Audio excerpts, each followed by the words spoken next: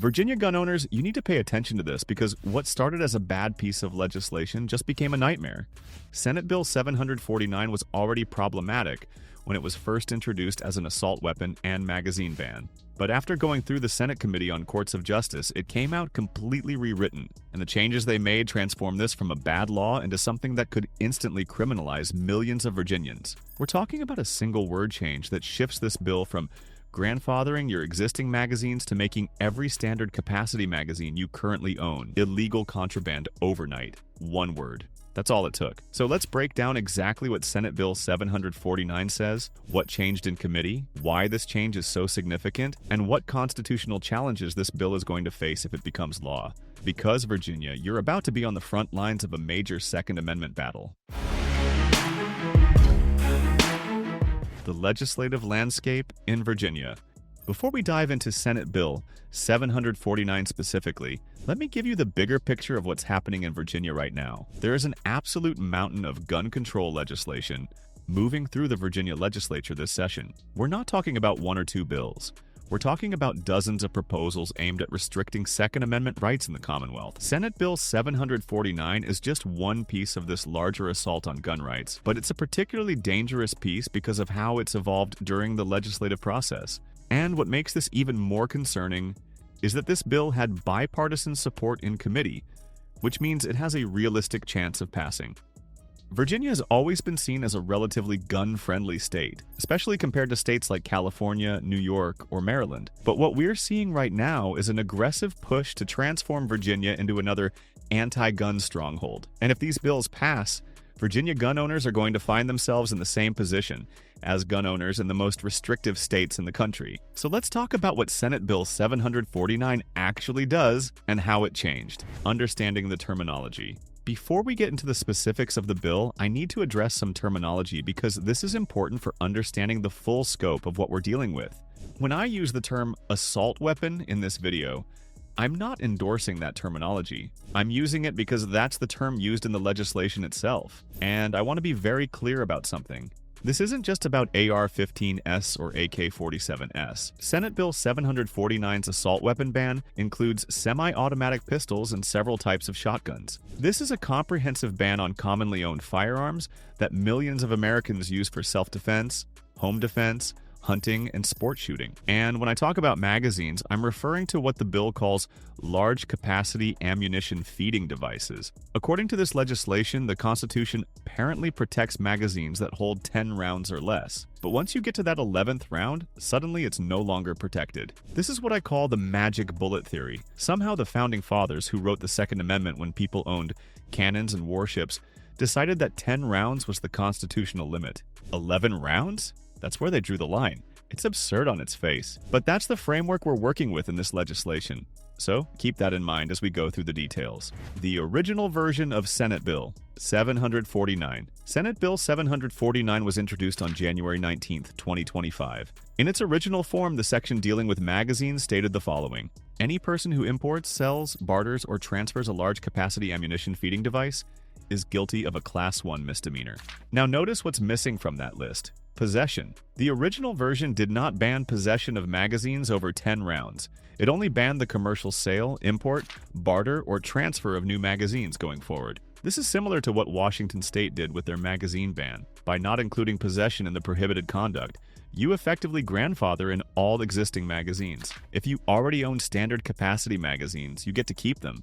You just can't buy new ones or transfer the ones you have to someone else. It's still a bad law. It still violates the Second Amendment, but at least it doesn't retroactively criminalize millions of gun owners for property they already legally own. That was the original version, and if that version had passed, Virginia gun owners would have faced restrictions on future purchases.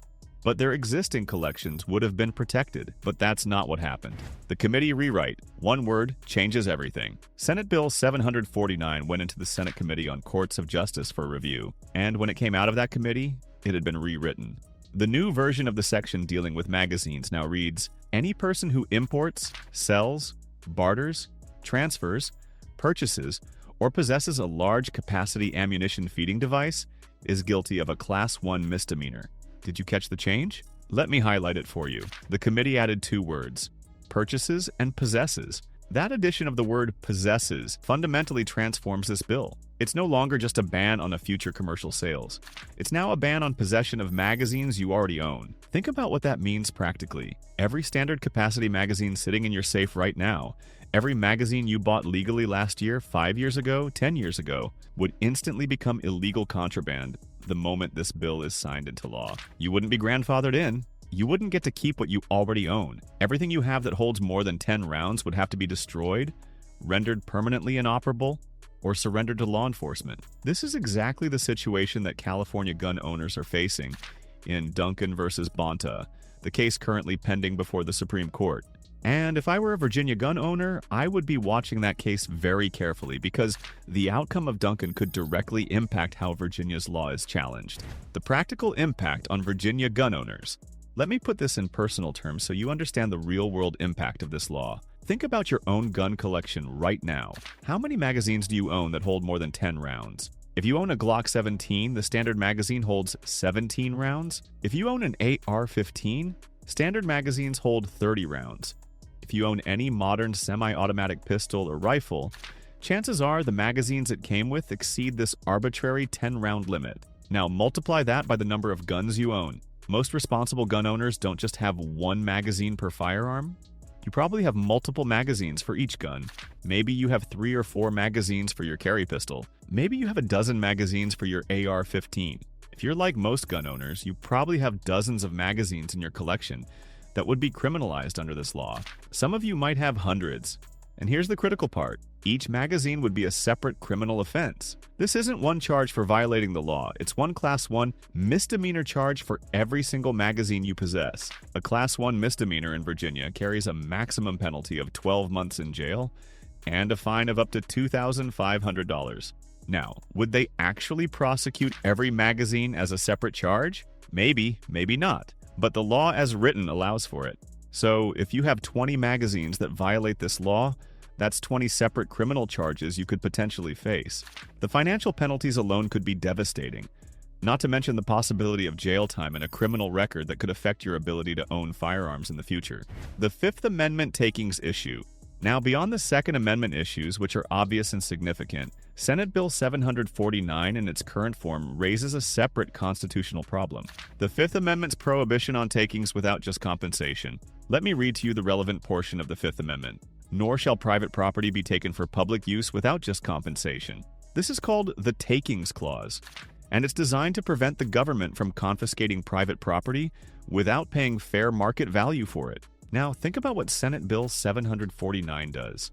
With the stroke of a pen, the governor would render your magazine collection completely worthless. You couldn't sell them because that would be illegal. You couldn't transfer them because that would be illegal. You couldn't even possess them because that would be illegal. Your only legal options would be to destroy them, render them permanently inoperable, or surrender them to law enforcement. In any of those scenarios, you receive nothing in return.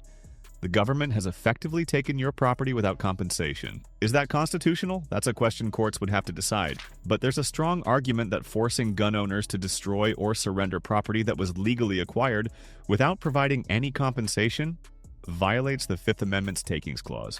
This creates an additional avenue for challenging this law beyond the Second Amendment arguments. And depending on how courts interpret the Fifth Amendment in this context, it could provide another path to striking down this legislation.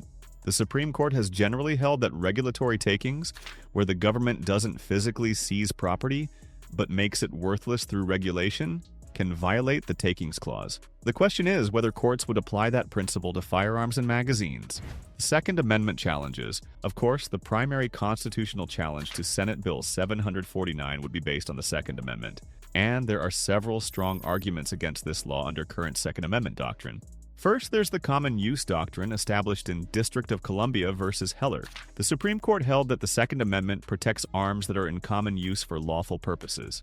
Standard capacity magazines are unquestionably in common use. There are hundreds of millions of them in circulation across the United States. They're the default magazines that come with the vast majority of modern semi-automatic firearms. Second, under the Bruin standard established in New York State Rifle and Pistol Association versus Bruin, the government has to demonstrate that magazine restrictions are consistent with the nation's historical tradition of firearm regulation. and there is no historical tradition of limiting magazine capacity. Magazines didn't even exist during the founding era, and when they were developed, there were no capacity restrictions. Third, the dangerous and unusual test from Heller. The court said the Second Amendment doesn't protect dangerous and unusual weapons, but standard capacity magazines are neither dangerous nor unusual. They're standard equipment. They're ordinary, they're common. All of these doctrines support the argument that Senate Bill 749 violates the Second Amendment. And if this law passes, you can expect immediate legal challenges based on these principles. The problem is that litigation takes time. It could be years before these cases are fully resolved, and in the meantime, Virginia gun owners would be living under an unconstitutional law, unable to possess property they legally acquired. The compliance problem. Now, I know some of you are sitting there thinking, I'm just not going to comply.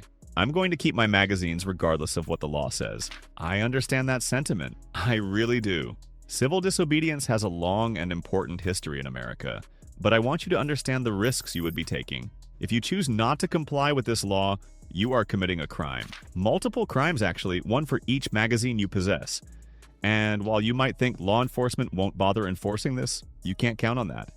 All it takes is one traffic stop where the officer sees a magazine in your vehicle. All it takes is one home incident where police respond and see magazines in your house. All it takes is one disgruntled neighbor or ex-spouse reporting you to authorities. And if you're charged and convicted, you're facing potential jail time, significant fines, and a criminal record. That criminal record could impact your ability to own firearms in the future, your employment opportunities, your professional licenses, and various other aspects of your life. I'm not telling you what to do. That's a decision every individual has to make for themselves based on their own conscience and their own risk tolerance. But I am telling you to make that decision with full knowledge of the potential consequences. The better approach is to fight this law before it passes. Contact your state legislators. Show up at committee hearings. Make your voice heard. And if it does pass, support the legal challenges that will inevitably be filed. What you need to do right now. So what should Virginia gun owners be doing right now while this bill is still moving through the legislature?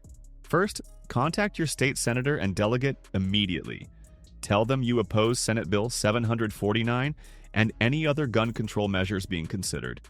Be polite but firm. Let them know this is a voting issue for you. Second, stay informed about the legislative process. Know when committee hearings are scheduled. Know when floor votes are happening. The more informed you are, the more effectively you can advocate. Third, show up. If you can attend committee hearings or rallies, do it. Legislators need to see that their constituents care about these issues. Empty hearing rooms send the message that nobody cares. Fourth, support Second Amendment organizations that are fighting these laws. Whether it's the Virginia Citizens Defense League, Gun Owners of America, the Second Amendment Foundation, or other groups, they need resources to fight these battles. Fifth, spread the word. Make sure other gun owners in Virginia know what's happening. A lot of people aren't paying attention to the legislature. They need to know what's at stake, the broader implications. Finally, I want to zoom out and talk about what this means beyond just Virginia. If Senate Bill 749 passes in its current form, it will embolden anti-gun legislators in other states to pursue similar laws. They'll look at Virginia and say, if we can do it there, we can do it anywhere. And if Virginia, a state with a strong gun culture and a history of respecting Second Amendment rights, can pass a comprehensive magazine and assault weapon ban with possession penalties, what does that say about the future of gun rights in America? This is bigger than just Virginia. This is about whether we're going to allow the incremental erosion of constitutional rights to continue unchecked. It's about whether we're going to stand up and fight for our rights or sit back and watch them disappear. Virginia gun owners, you're on the front lines of this battle right now. What happens in your state legislature over the next few weeks will have implications far beyond your borders. Senate Bill 749 went from bad to worse with a simple committee rewrite. What started as a future sales ban became a retroactive possession ban that would criminalize millions of law-abiding Virginians overnight. This is exactly the kind of constitutional overreach that the Second Amendment was designed to prevent. And it's exactly the kind of law that needs to be challenged and defeated. If you're in Virginia, now is the time to act. Contact your legislators, show up to hearings, and make your voice heard. Your rights are on the line. I'll be tracking this bill and others as they move through the Virginia legislature. Make sure you're subscribed so you don't miss updates as this situation develops. If you found this breakdown helpful, hit that like button, drop a comment with your thoughts, and share this video with other Virginia gun owners who need to know what's happening. As always, thank you for your support and for standing up for Second Amendment rights. Remember, this nation was built by armed scholars, and this nation will be maintained by armed scholars.